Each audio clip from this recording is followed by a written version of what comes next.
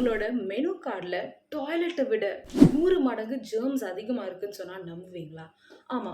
ரீசென்ட்டா நான் ஒரு ஆர்டிக்கிள் படிச்சிருந்தேன். அதுல எக்ஸ்பர்ட்ஸ் என்ன சொல்றாங்கன்னா, மெனு கார்ட்ல அதிகமா ஜெர்ம்ஸ் இருக்கு டாய்லெட்ட விட. இதுக்கு ரீசன் என்னன்னு பார்த்தோம்னா, யூசுவலா நெறைய மக்கள் ரெஸ்டாரண்ட்ஸ்க்கு வருவாங்க. மெனு கார்ட எல்லாரும் கண்டிப்பா தொடுவாங்க.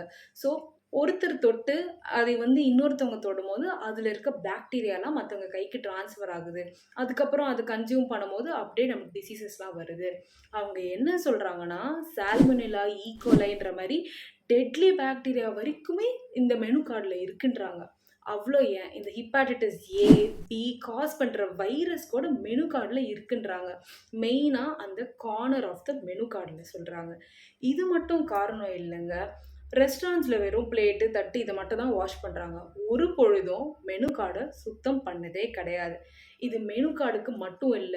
டோர் ஹேண்டில், அதுக்கப்புறம் கெட்சப் பாட்டில், பெப்பர் பாட்டில், சால்ட் பாட்டில் இதுலலாம் கூட இந்த மாரி ஜெர்ம்ஸ் பரவ சான்சஸ் இருக்கு அப்படின்னு சொல்றாங்க.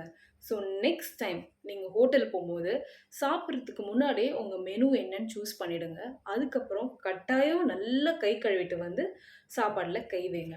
சாப்பாடு சாப்பிட்டு உடம்பு சரியில்லனா கூட ஒரு ரீசன் இருக்குன்னு சொல்லலாம். மெனு கார்ட் தொட்டதுக்கே உடம்பு சரியில்லாம போனா எப்படி? அதனால தான் சொல்றேன்.